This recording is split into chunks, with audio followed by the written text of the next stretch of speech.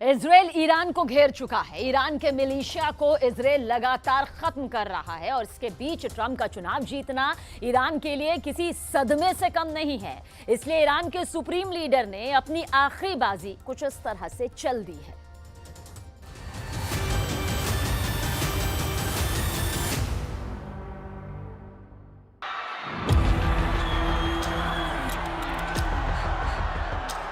پاسخ دندان شکنی رو دریافت خواهند کرد.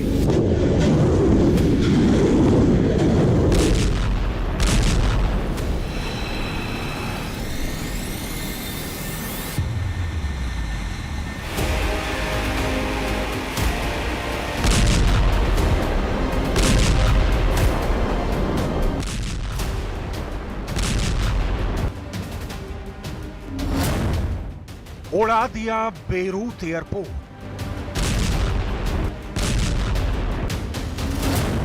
खंडहर बना दिया बेरूत।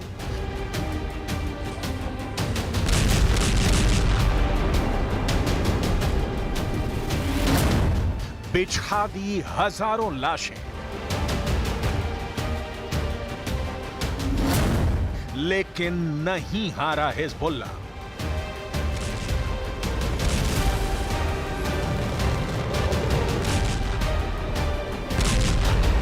एक साल, एक महीने और एक दिन, यही कहानी है हमास से इजरायल के युद्ध की। साल भर से इजरायल लगातार हमास को टारगेट कर रहा है, चुन चुन कर उनके कमांडर्स को खत्म कर रहा है। एक कमांडर मारा जाता है, उसकी जगह पर दूसरा कमान संभाल लेता है। एक चीफ मारा जाता है, उसकी जगह पर दूसरा कमान संभाल लेता है। इजरायल ने हमास को खत्म करने के लिए ना जाने कितने टन बारूद से गाजा को पाट दिया, लेकिन हमास खत्म नहीं हुआ।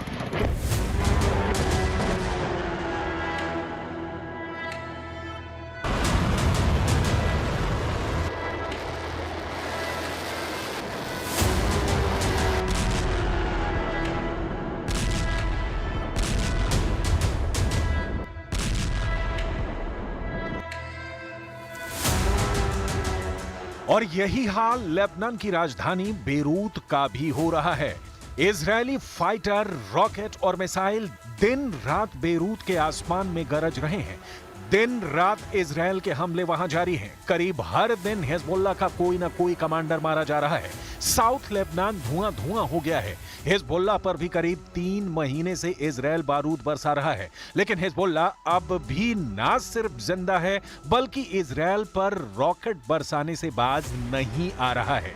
इसका मतलब ना तो हमास और ना ही हिजबुल्लाह, दोनों में से किसी को भी इजरायल खत्म नहीं कर पाया। और ट्रंप की जीत के बाद यही बयान देकर खामनेई ने दुनिया में सनसनी फैला दी है।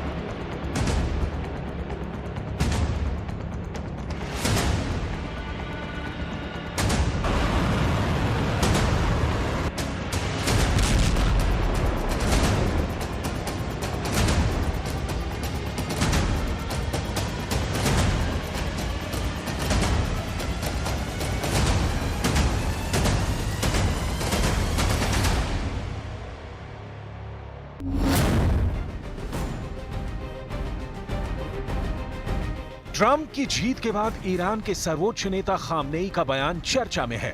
अलग अलग देश इसके मायने निकालने में लगे हुए हैं, क्योंकि कहा जा रहा था कि ट्रंप की जीत के बाद ईरान दुबक जाएगा। ट्रंप की ईरान से खुन्नस पुरानी है, ये दुनिया जानती है।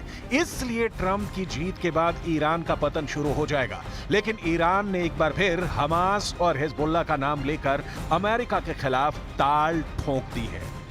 این مجاهدت ها که امروز به حمدالله با قوت و قدرت تداوم داره، هم در لبنان هم در غزه و فلسطین، این مجاهدت ها قطعاً به دنبال خود پیروزی حق را، پیروزی جبهه حق را، پیروزی جبهه مقاومت رو به دنبال خواهد داشت.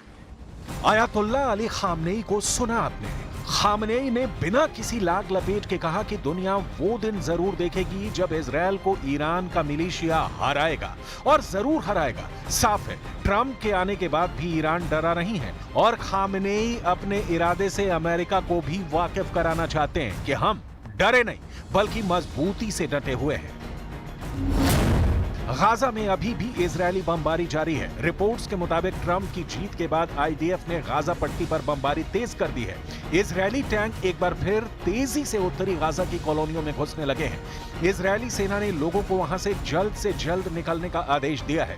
उत्तरी गाजा में ताजा इजरायली हमले में 10 लोगों की मौत की खबर आई है। जबालिया में ज्यादातर लोग अपना घर खाली कर चुके हैं और इजरायली फोर्स अब हर घर पर बमबारी कर रही है। इजरायल 5 अक्टूबर को ऑपरेशन शुरू होने के बाद से जबालिया, बेत लाहिया में जबरदस्त गोलीबारी कर रहा है।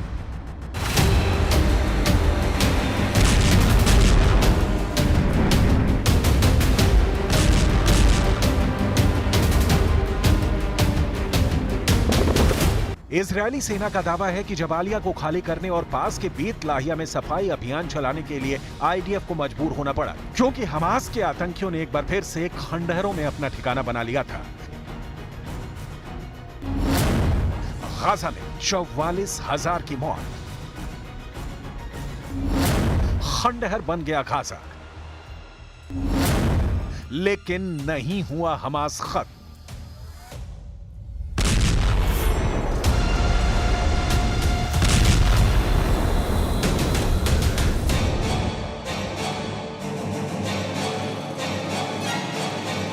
सिर्फ हमास ही नहीं, गाजा पट्टी पर जब इजरायल ने हमला शुरू किया तो हमास के साथ एकजुटता दिखाते हुए हिजबुल्लाह ने 8 अक्टूबर 2023 को इजरायल में गोलीबारी करनी शुरू कर दी। हसन नसरल्लाह और हसन सफीद्दीन मारे जा चुके हैं, लेकिन हिजबुल्लाह झुका नहीं। حزب قویس داره مبارزه میکنه.